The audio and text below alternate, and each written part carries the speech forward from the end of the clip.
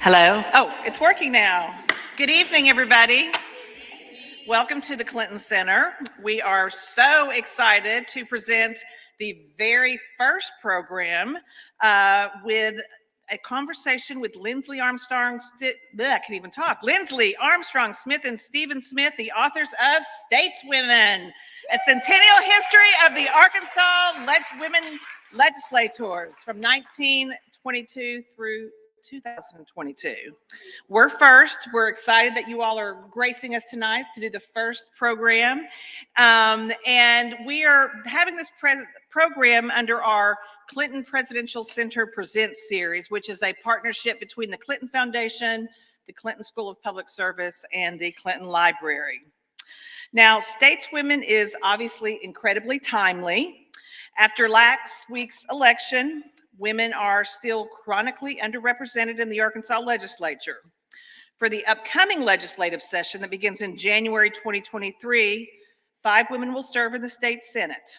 That's out of 35 members. And there will be 26 women out of 100 members serving in the State House of Representatives. However, despite numerous barriers, these women have made their mark at the state capitol. And this book details the 146 women who served in the legislature from 1922 until 2022. So another reason this program tonight is timely is because it coincides with our current temporary exhibit, Women's Voices, Women's Votes, Women's Right, which explores what Secretary Hillary Rodham Clinton calls the unfinished business of the 21st century, women's equality. And in the exhibit, which I hope if you haven't seen it, you'll make a point to come see it, you'll see that although we have made quite a bit of progress, there is still so much more to do, obviously, here in Arkansas and around the world. And before I introduce the authors, but I think all of you in this room pretty much know them pretty well.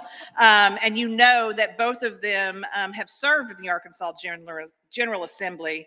So they are quite familiar with the interworkings of the Capitol and what is asked and expected of members. Lindsley Armstrong Smith earned a JD from the University of Arkansas, clerked for the Arkansas Court of Appeals and the U.S. 8th Circuit Court of Appeals, and served as a research assistant professor of communications at the University of Arkansas, where she taught courses in legal and political communication. She was a member of the Arkansas House of Representatives from 2005 through 2010. Her research has appeared in Frontiers, a journal of women's studies, Communication Law Review, American Communication Journal, Free Speech Yearbook, the Encyclopedia of American Law, Journal of Communication Studies, and the Speech Teacher. Stephen Smith, one of my favorite professors at the University of Arkansas, when I was a student there back in the 80s, holds a PhD from Northwestern University and is emeritus professor of communication at the University of Arkansas. He was a member of the Arkansas House of Representatives from 1971 through 1974, vice president of the Arkansas Constitutional Convention, chief of staff to the Arkansas Attorney General, and executive assistant to Governor Bill Clinton. His publications include 9 books and more than 60 book chapters and journal articles. And our wonderful moderator tonight, and I'm only going to say this is probably the last program, is the new director of the Clinton Library. He's been here since March, so until the end of the year, I'm saying he's new, Dr. Jay Barth. Yay, yay is right. As most of you know, Jay is an accomplished professor and lifelong student of Arkansas politics and my partner in crime here on site at the Clinton Presidential Center. So stick around after the program. Steve and Lindsley will sit for book signing, copies of Stateswomen that I think some of you have already purchased. Are there any more left, or have we run out? You ran out. I'm sure that they will be happy to sign ones for future. And I'm just really thrilled that we have such a great crowd here tonight. I know this is going to be an incredible program, and I'm going to take my seat so we can get this party started. All right.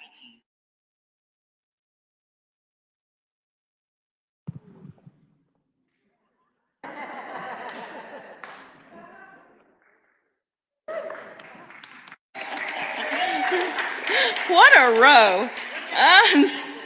That is just fantastic. Welcome, and thank you all for being here. We are so excited to be here. This is the perfect place for this book to be launched, right here. Stephanie, where'd you go? Thank you. Bridget, Ben, everybody from the Clinton Center, thank you so much for inviting us and having us here to launch our book, Stateswomen, A Centennial History of Arkansas Women Legislators, 1922 to 2022. This is the celebration of the Centennial. And this is an important night, and you are a part of this history. So thank you for being here. Being here at the Clinton School of Public Service is perfect for the launch of this book, because there's one thing that absolutely jumps out of this book, and is the public service of these women legislators. Everybody who has reviewed this and read this so far says that is something that just hits you right in the face. I want to add that it's also a book that's filled with a lot of gutsy women.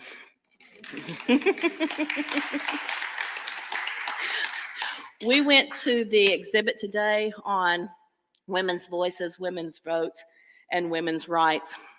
And I've been to a lot of exhibits, including the women's rights at Seneca Falls. And no matter the topic, I have never been so emotionally touched. I'm still emotionally touched. You have to go see this exhibit. And when you do, I really think it will change your life. I mean, I had to keep blinking and wipe my eyes because the tears of joy were blinding me from actually seeing the exhibit. It was that great. It's wonderful. Please go and see it.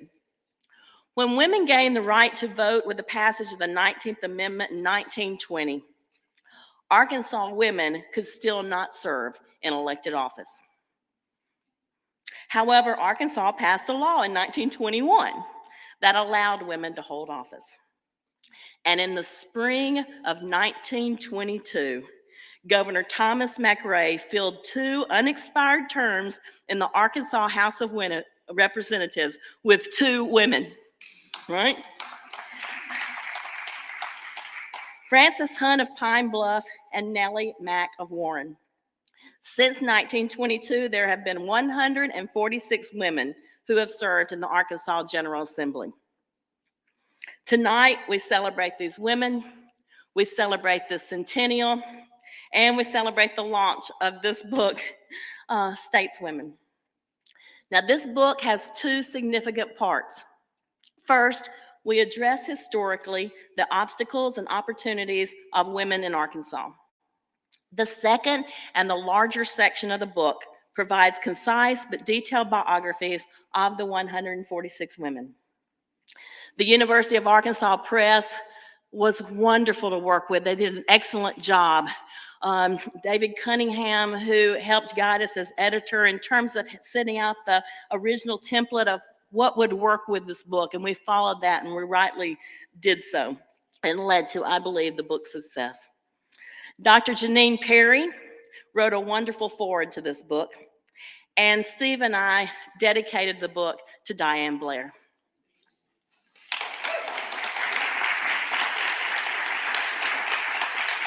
We are appreciative of Dr. Todd Shields, now Chancellor Shields, and the Diane Blair Center for Southern Politics and Society, who Angie Maxwell is the director now, and a grant from the Women's Giving Circle that funded our massive research project and created the nation's largest archive on a state's female state legislators. Due to the large amount of research that led to this book, the University of Arkansas Special Collections now has a file of biographical material for each of these 146 women. It's very important for their families and others to have those files and that information. And for future research. I've also donated over 50 recorded interviews to the David and Barbara Pryor Center for Arkansas Oral and Visual History for their permanent collection.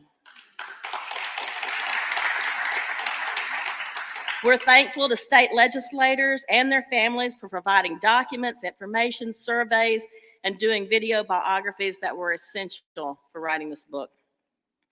I would ask right now that the women who have served in the Arkansas General Assembly who are with us tonight, please stand and be recognized and honored.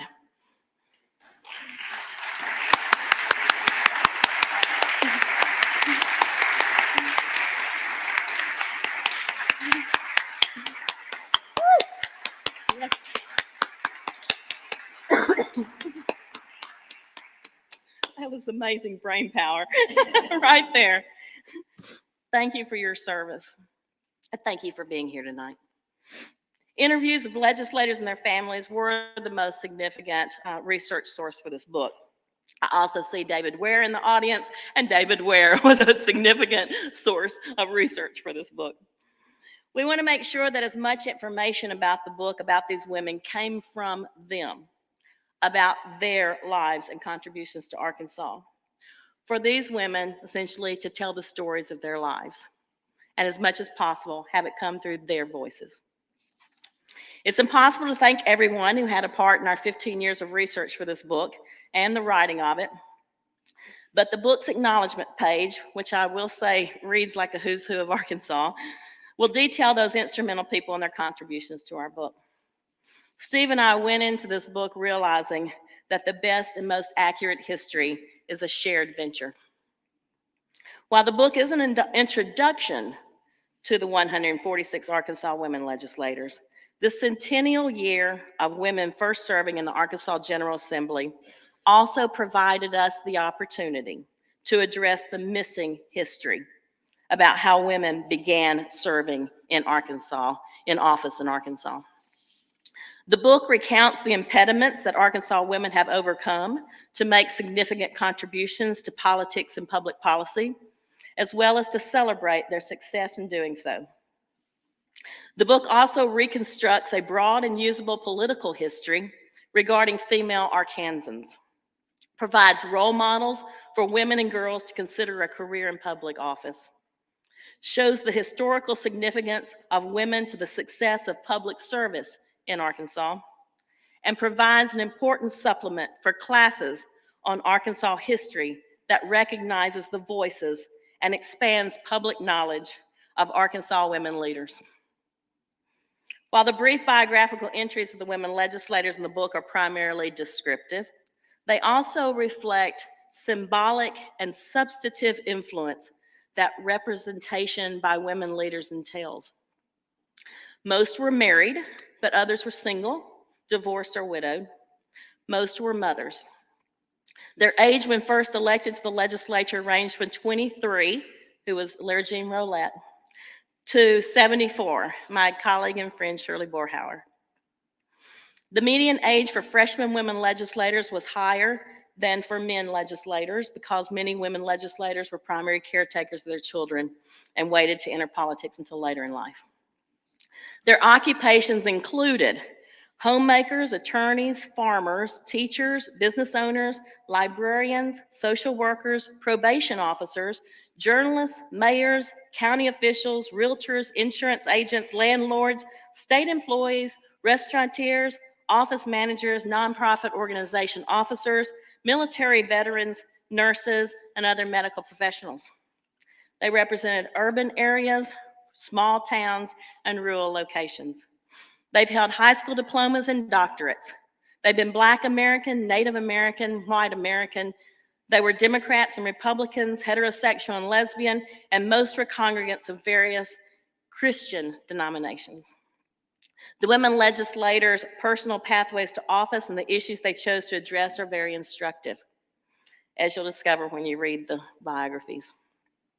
Even without comparative statistics, Jay, it becomes obvious that most of these women had already devoted their time and attention to voluntary public service before assuming public office. And they generally have more formal education than their male colleagues. In selecting stories from the book to share tonight, I'm going to read two excerpts from our book, one from former Representative Stephanie Malone and one from former Senator Ruth Whitaker. Then we have a 15-minute video where you'll hear additional stories. And I noticed that Judy Petty Wolf is here, and there's a pretty large section of yours that just had to keep showing parts. And we're going to show you excerpts from those videos because it's important. Look at that, Tommy and Johnny. It's important that these women's voices are heard themselves.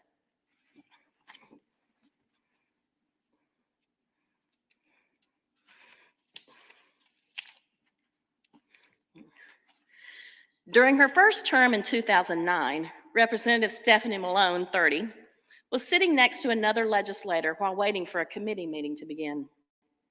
A member of the staff approached the older legislator and said, "Excuse me, Representative, your daughter isn't allowed to sit at the committee table."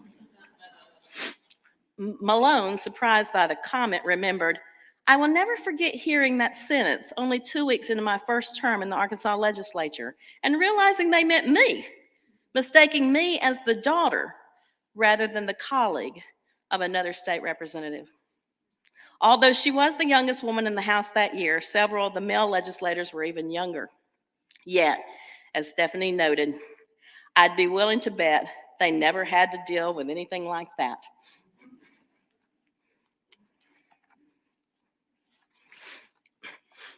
Senator Ruth Whitaker remarked, "It's still a good old boys network, but there are some that are now coming around and not being as condescending to us. I think we were an oddity when I was elected." She added, "I think politics for centuries has been more of a man's world, but it has been an unspoken thing. But as more and more women become better educated and more financially independent, it's opening up many doors." The video you are about to see consists of short excerpts from 5 of the many video biographies that I conducted as part of the research for the Arkansas Women Legislators book. Videos that have all been donated to the Pryor Center for their collections. And I'm sure many of you will recognize these women. They are Judy Petty Wolf, Myra Jones, Charlie Colchafin, Jacqueline Roberts, and Becky Lynn.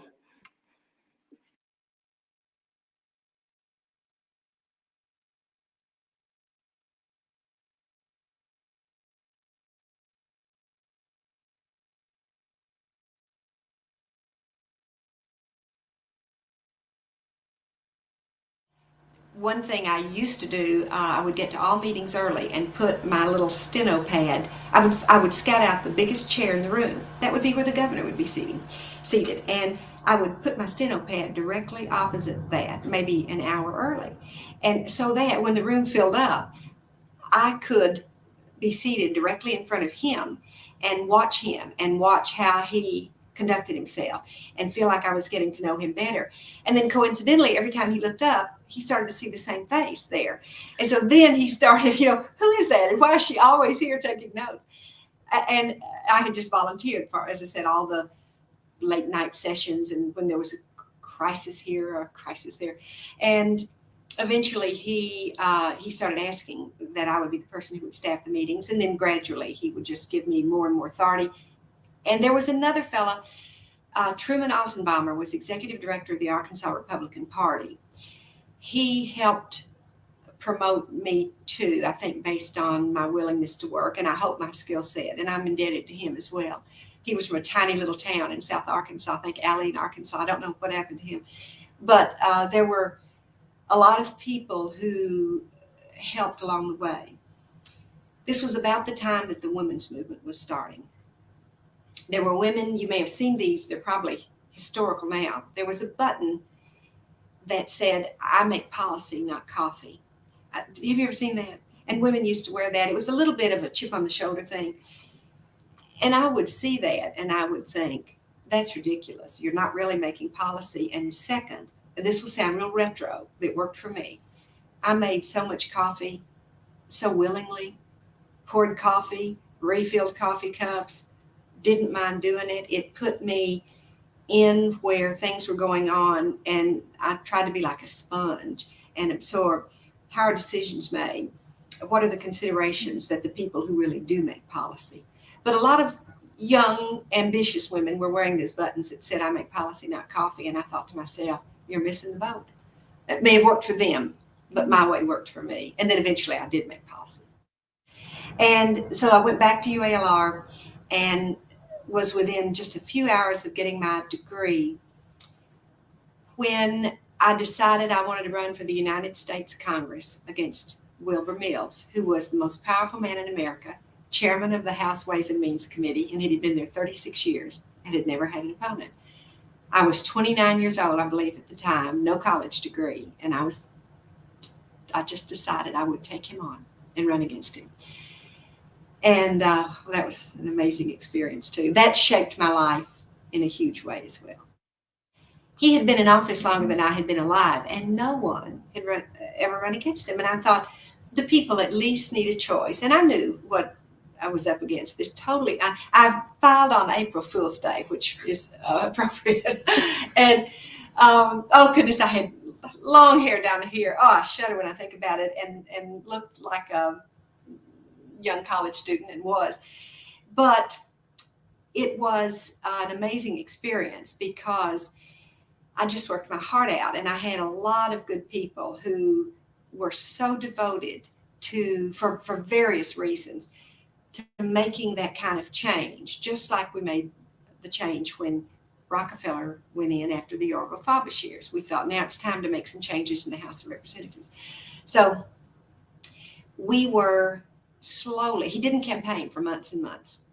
He didn't campaign at all. And I can see why in a way, because he could not, the most powerful man in America, he could not pay attention to this mosquito that was running. It was just like he didn't want to dignify his opposition by ever showing up to campaign. So he didn't come into the state. And he would send a surrogate occasionally if there were joint appearances. But when we were doing our version of informal polling and we could see something was going on, we were closing the gap. We started out at nothing, and 5 or 10% or 20 or 30. And we thought, this is resonating. And I ran a pretty tough-hitting campaign because there were some ethical issues involved. And I took the gloves off, but I think in a funny way, had a lot of editorial cartoons about the David and Goliath nature of this race. So there was something really going on. And about 6 weeks out, the stripper Fannie Fox jumped into the tidal basin. And it was the first of all the scandals in Washington. And everyone around me, all my volunteers, and that's all it was, they started slapping their thighs and saying, this is it. We're over the top. And I said, this is the worst thing that has happened, because he will be scared and he will now go into high gear. And that's exactly what happened. He went in hiding for several weeks. I mean, the story's well documented. He came back after being, and I mean, he was an alcoholic, so he was sort of drying out. And he came back and turned it into sort of a joke. And he said, my mama told me to watch out for champagne when I went to the big city, and I'd had a glass of champagne that night. And the good people of Arkansas believed it and forgave him. And he was reelected. I still got 42% of the vote, I believe. But the machine came in. It was like being hit head on with a train. And I knew that would happen, and it did. Senator Guy Mutt Jones was a legendary, powerful figure in Faulkner County. And Conway, Faulkner County, which is one of the counties of the 9 in the district, had a big parade every year. And lots of candidates and politicians who were elected were allowed to ride. And so my campaign asked for permission, and we were denied. Again, the power of Wilbur Mills, they did, and Mutt Jones, Senator Jones, was, I guess, parade chairman. And so we were denied a spot in the parade. And I decided that I would walk the parade route. So right in front of Chairman Wilbur Mills, who was seated on the back seat of a long, I believe Cadillac, or some long, big convertible, I walked in front of him, and the crowd loved it. And again, I was maybe 30 years old by then, 29 or 30, and David and Goliath. And it got to be so uncomfortable for him sitting there seeing his opponent in high heels and my little skirt walking, that he stopped his car. He got down out of the convertible and he came over to me. And I didn't know what was going to happen. The photographers just were enmeshed around us. And there's a newspaper clipping I have that has about 20 photos, or maybe 10 photos, big photos of this incident. And he came over and he said, "Why don't you come join me?" Because he was embarrassed at this point. He said, "Come join me in my convertible." And I said, "Sir, you stay in the convertible. I'll walk where the people are." And so he had to turn around and walk back and get back up in the convertible and continue riding. And it was it was a great moment. I didn't realize at the time what an impact it was having, but it was huge publicity over that. It was one of those fun little things that happened in a campaign. That was one of our better days.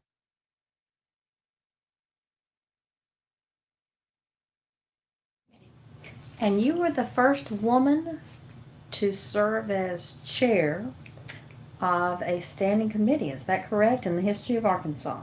Lindsay, that's correct. And that's both the House and the Senate. That's correct. Wow. For a standing committee. Mm-hmm. What did people say anything? Was that heralded? Was that anything different? Or was it just a matter of fact? Well, it was unusual, at least on the House side, to have a woman sitting in the chair seat. Mm-hmm. And there weren't as many women as there are men. So it was unusual. I don't know that President of the United States, Bill Clinton, sent me a fine letter congratulating me for that. So I felt real special about that. But it was perhaps not that unusual. Mm-hmm. I was pretty proud of it. That's wonderful. I was very proud of it. Bobby Hoke was my speaker and surprised me with that. I had no earthly idea. See, I'd been on city county all the years I was there, served in there, but I had absolutely no idea I was going to get to be chair. I mean, it was a total surprise when he announced it. Mm-hmm.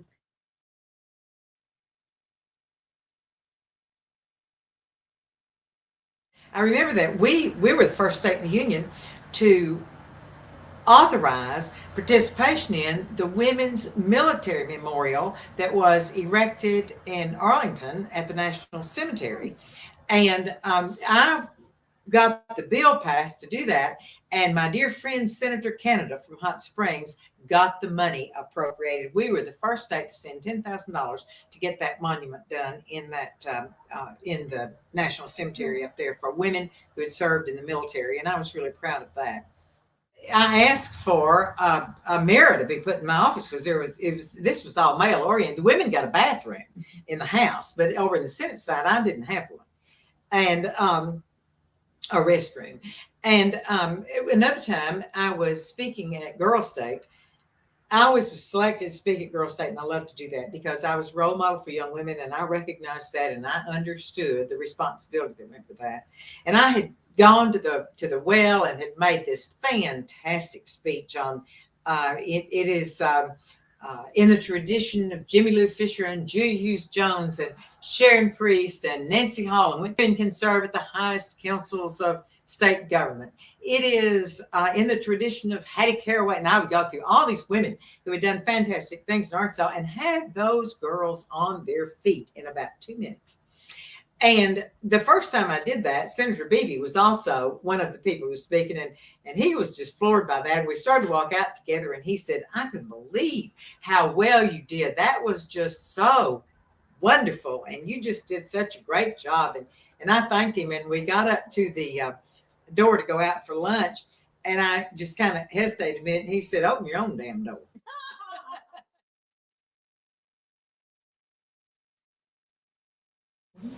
It's hard, and you probably experienced that. It's hard being a woman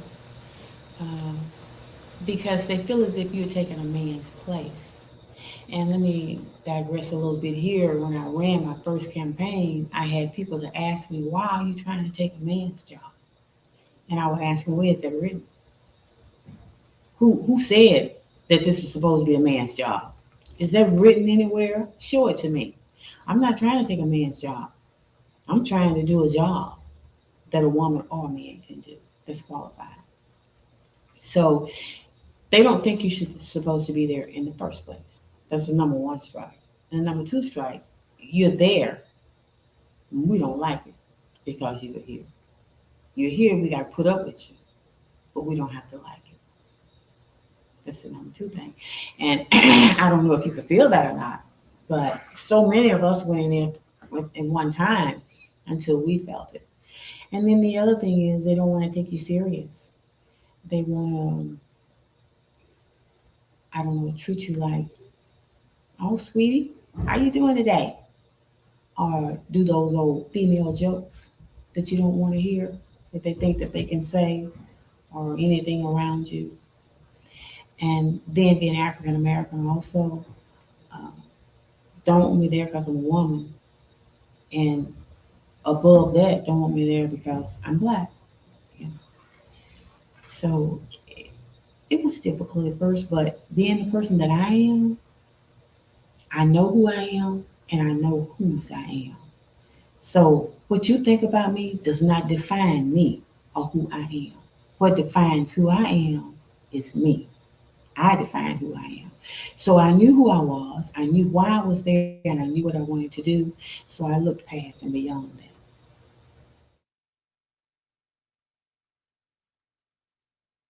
that. Several people lined up, to have questions of Representative Murphy, and he just announced that he wasn't going to take any questions, but that he would take one from the lady who was me.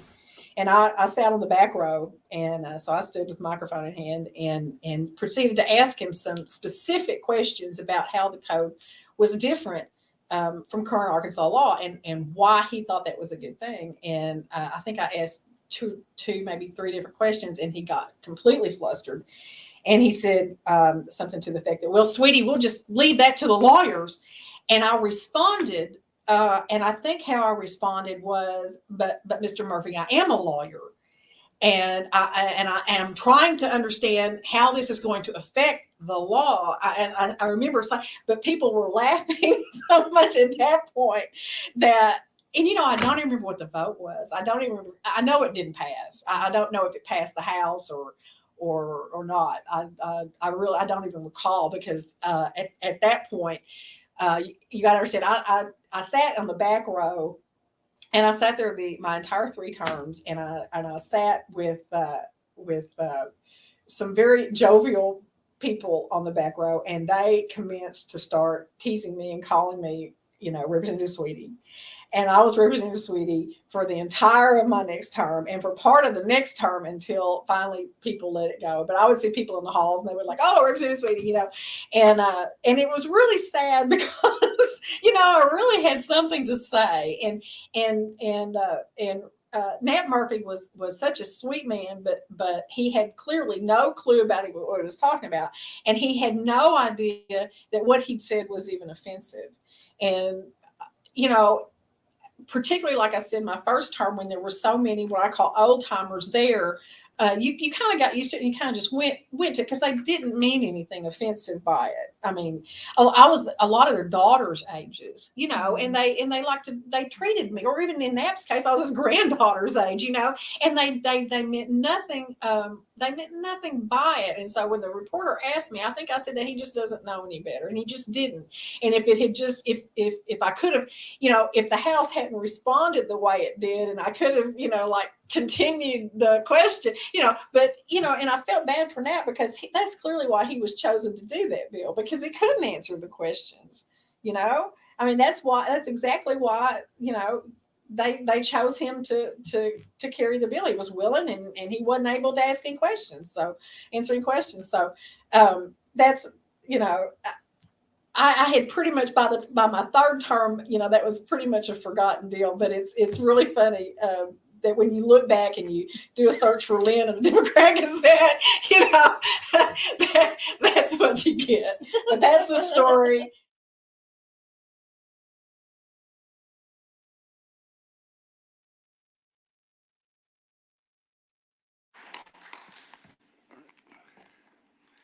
I think these video excerpts demonstrate how valuable it is for Arkansas history to preserve women's voices their stories in their own voices, that future researchers will have access to these. While our book focuses on the 146 women legislators, we also provide new perspectives on the obstacles that Arkansas women faced and how they seized opportunities to influence both law and culture to make way for women in public office. So the book is a collection of many stories of these women trailblazers and their male allies who supported them in that process.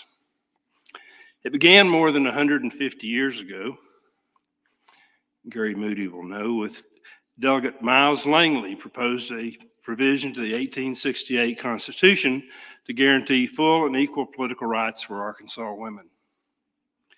He was ridiculed on the floor, the proposal never considered, and he wrote to Susan B. Anthony, not even the women supported him in his measure.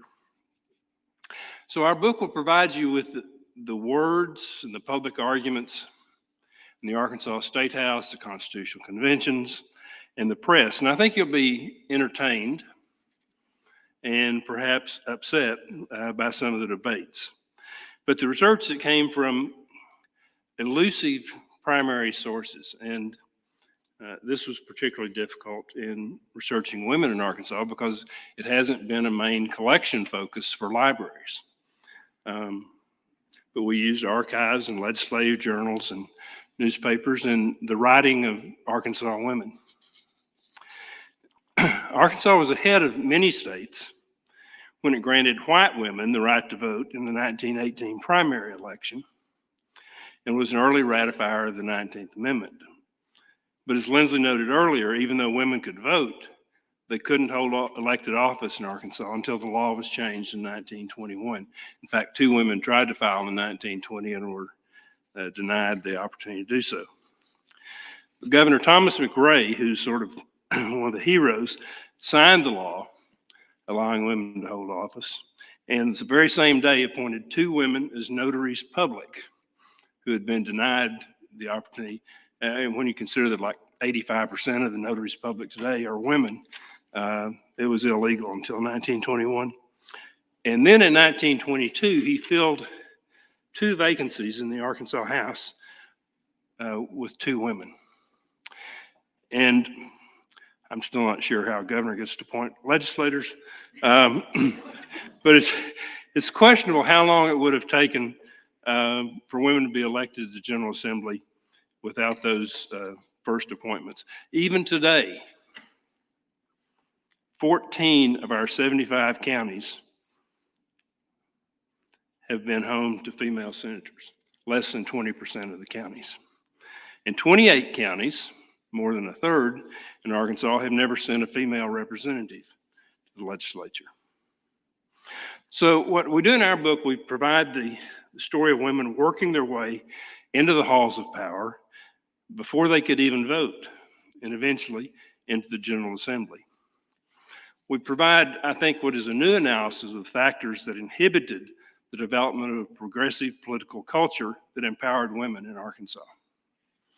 Part of that was the geography of a rural southern state, the role of organized religion, legal restrictions on women, and male-only access to the professions. But despite these early Arkansas realities, women persisted.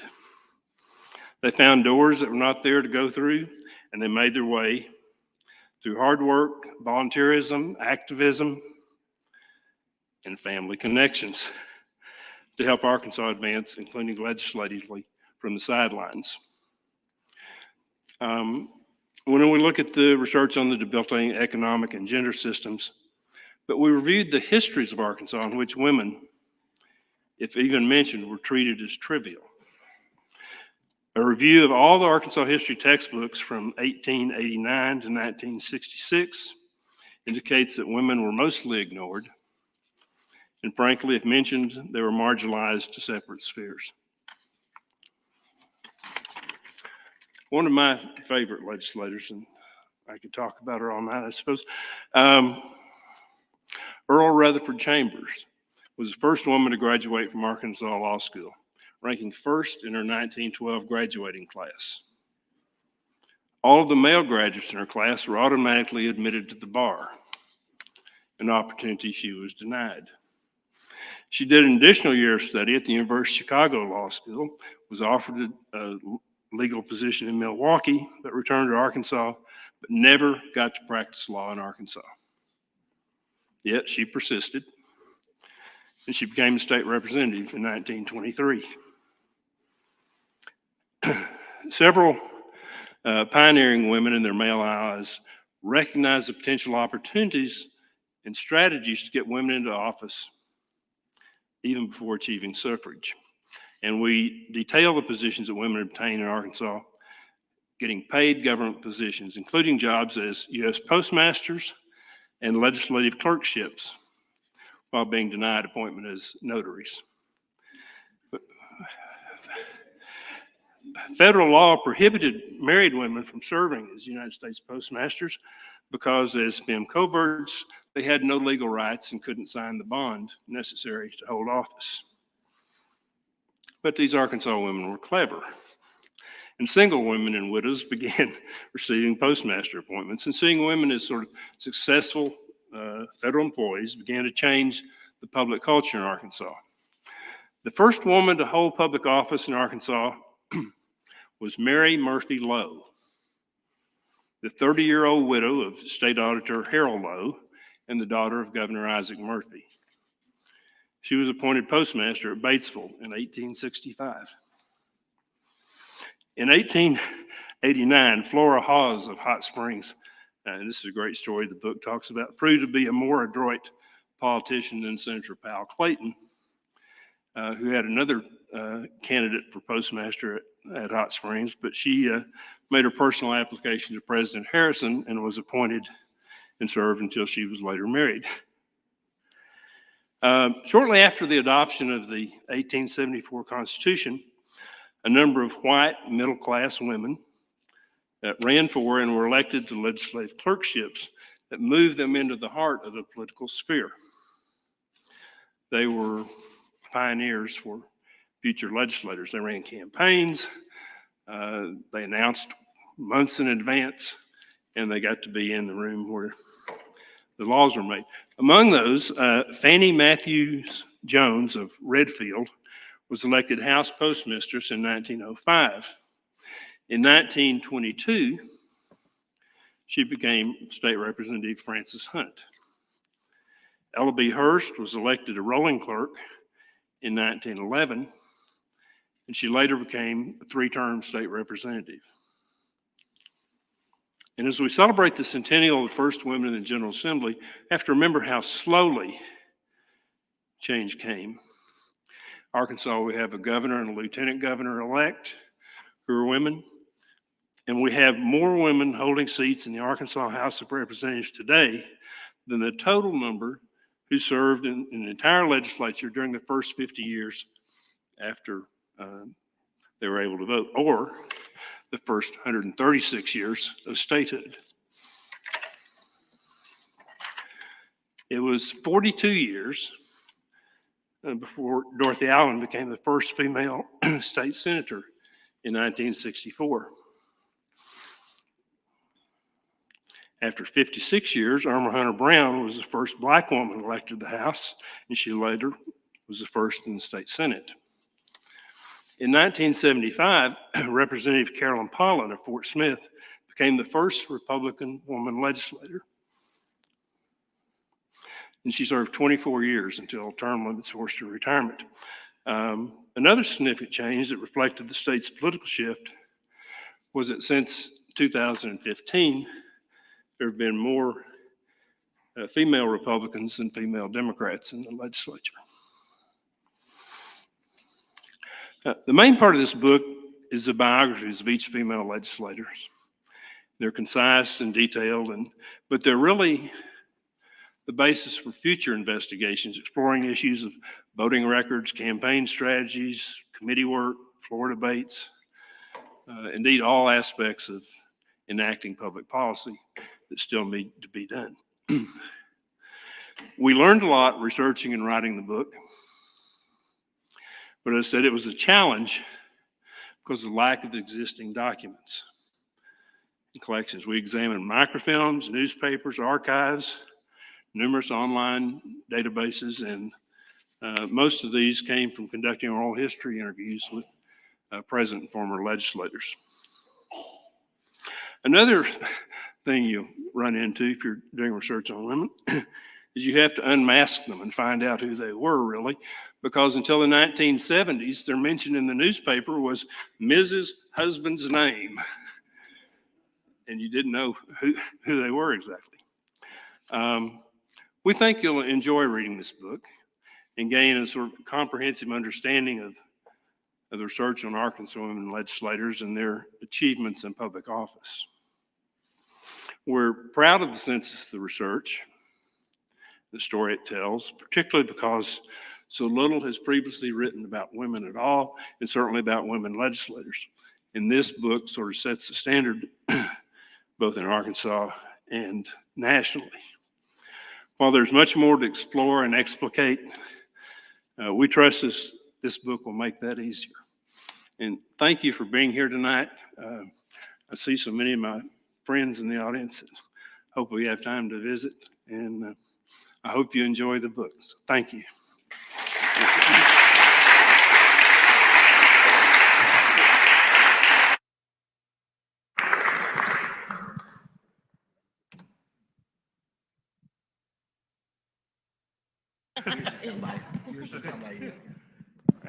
All right. Awesome. Thank you all so much. And congratulations on this completion of a true labor of love. I've heard about this book for a long time and read parts of it along the way, and I am incredibly proud of you. And I want to thank you for your act of public service because this is really uncovering an important part of the history of the state. So thank you all and congratulations. And it is a great book. Both the biographies are fascinating, but then also the opening section, which really talks about some bigger trends. And I think that's really great and incredibly well written. It's really a great piece. I do want to talk a little bit about the process, which Steve, you were beginning to hint at, that especially in the first decades after women began to hold office, they were very invisible and therefore a century later, really hard to find. And I would love, to talk a little bit about that process and what were kind of the ways in which you just happened upon information about these women that you thought you were never going to find out who they were.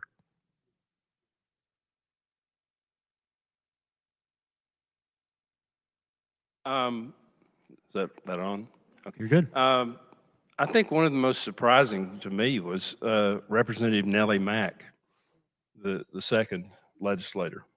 She was actually, Governor McRae actually appointed someone else who declined it because she and her husband were moving from Bradley County to Union County.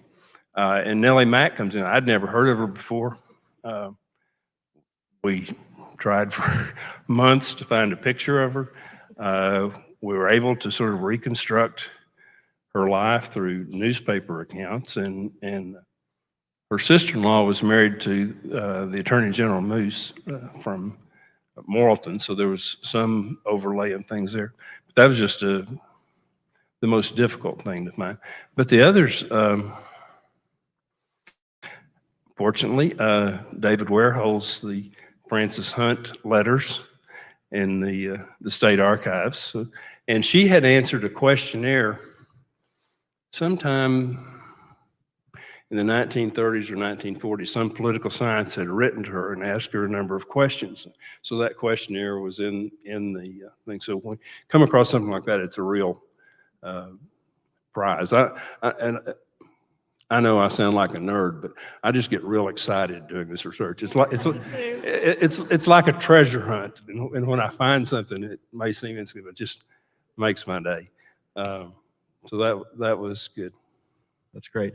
Lindsley, Steve talked about Representative Chambers and his kind of fondness for her early story. Was there somebody from those early decades, a woman that just kind of really resonated with you, that person you wish you could invite over to dinner because you found out this kind of really just interesting story? Any of these women that just really resonated with you? Thank you, Ron. They all just touch my heart. Um, in fact, I brought a list tonight that I wanted to share with you. I started this research project, again, with the grant from the Women's Giving Circle in 2005. And since that time, let's see if I have it right. Since that time, 16 of the legislators since this project began have passed away. And as a tribute to them, I do want to mention their names. When I was talking to the women, and I'll tell you, one of the most fascinating to me, and you'll read her biography, is Dee Bennett here in Little Rock, Dr. Bennett. Okay. You know, she was in this top 40 band, PhD. She was, you know, one thing that was really interesting, and you read about these biographies of these women, and one of the saddest things is when you go through the Democrat Gazette and other things and see how they were talking about women. And so many women called furniture.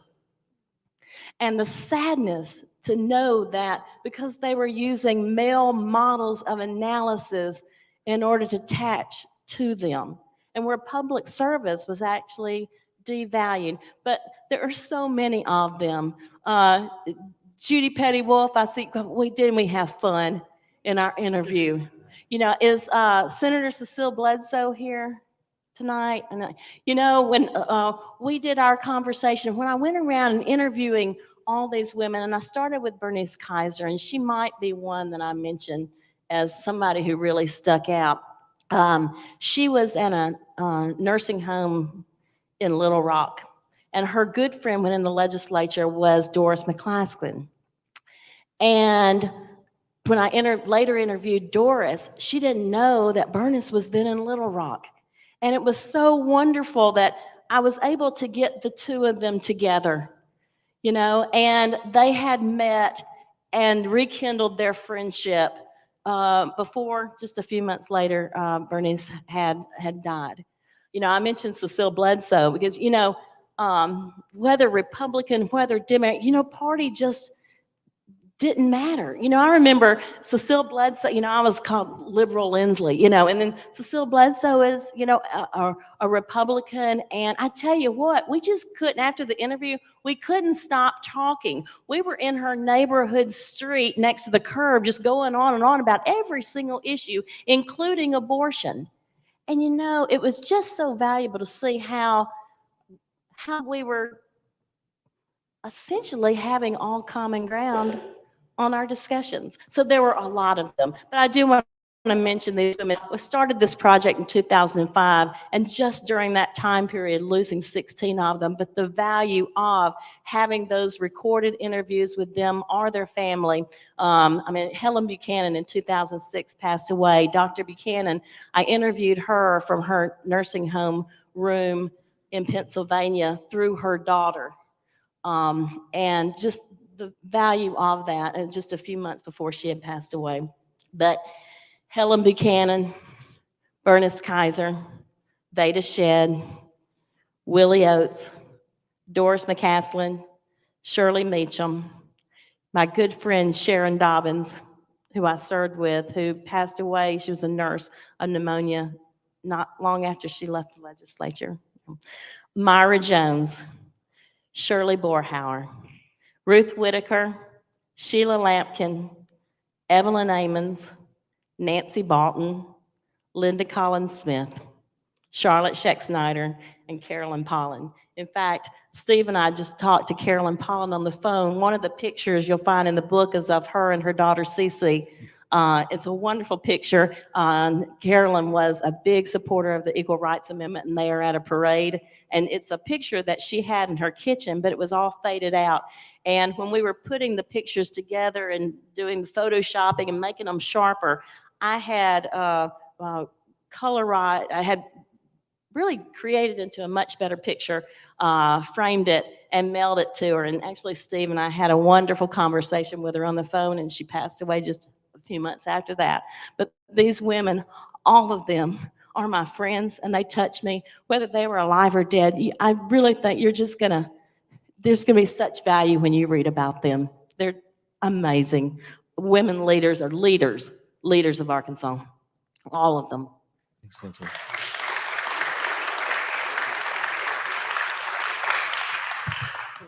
One of the advantages in the early years, the newspapers covered the legislature much more intensely than they do now. You just get sort of passing deals, and a lot of bills aren't even mentioned. But they go through, like, it's got transcripts of the floor debates almost exactly. And that was one where Earl Chambers was talking, and she it was like the first week when she was there, and she asked some procedural question, and then she said, "I'll be asking many questions like this, but I'll never ask the same one twice." And then she led the ratification of the child labor amendment that Arkansas did. She led that and had some pretty fiery debate comments in that. I'd also like to mention two of the women that I served with in the House, Veda Shedd and Bernice Kaiser, both just lovely women and very, very effective legislators for different reasons and different styles, but I really loved them both. You know, in political science, we talk a lot about representation and the ways in which representation matters. And I think unquestionably, having a legislative body that looks like the people it represents is important, and we'll take that as a given. But another question is how much the substance of the legislation changes as a result of a legislative body that looks more like the people. And so you've looked at these trends across time. In what ways did Arkansas's public policy differ when women were making decisions as opposed to their male colleagues? Does anything pop to mind? Yeah, well, I mean, legislation's introduced on topics that would never have been introduced before, and things were passed without even considering the viewpoint of women before when they were brought to that. And I mean, so much of it is just sort of see it and be it, that, you know, for people to see women in leadership roles encourages more women to get in. But it does change the nature of the conversations too, in that, I mean, you look at bills on breastfeeding or contraception or whatever. I mean, there's things that I think it's safe to say a lot of men wouldn't introduce legislation on or even consider it. Lindsley, anything? Yeah, in fact, you were speaking earlier, and I was thinking about Shirley Walters. Did she make it tonight, Shirley? Okay.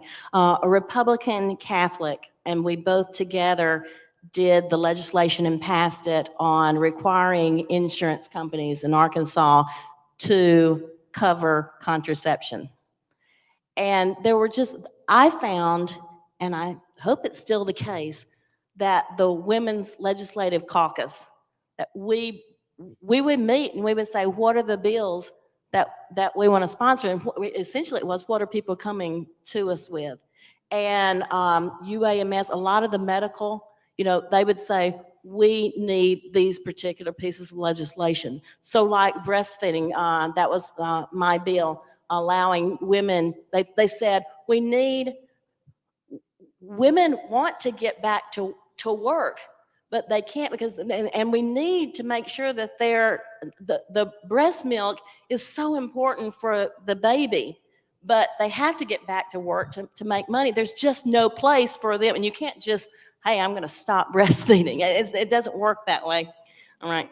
And so we passed legislation, and we did it together as a group to require businesses to provide, you know, unpaid time and a sanitary place, not in a toilet stall, but a sanitary place at the place of business for women to be breastfeeding. And it did help significantly with mothers being able to get back to work and also care for the health of their child.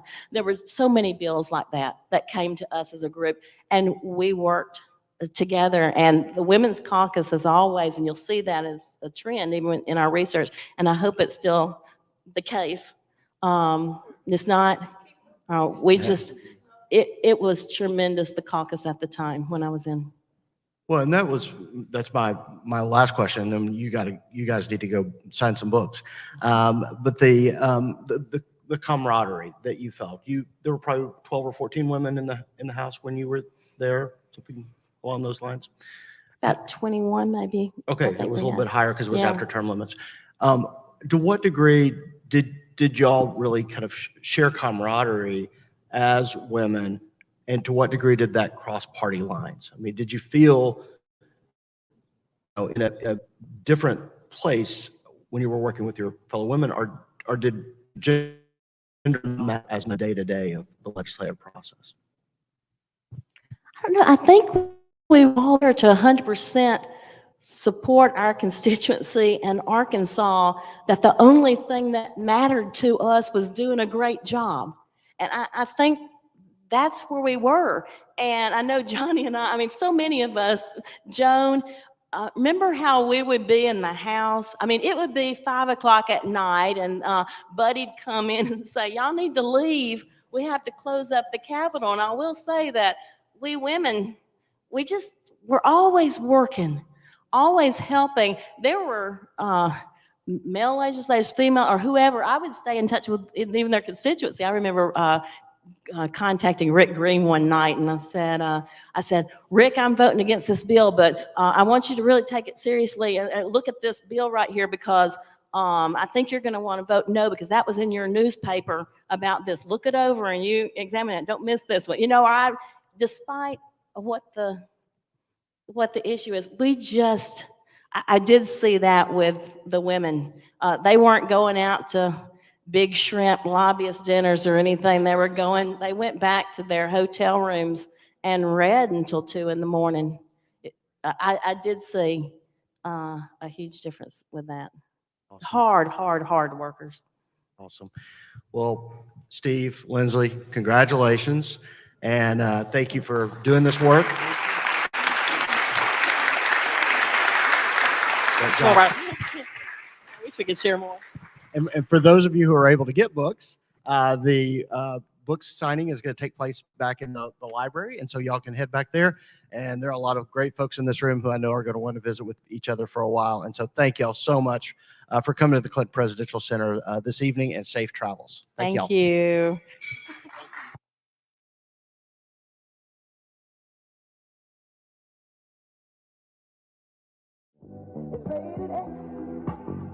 That means you're extra.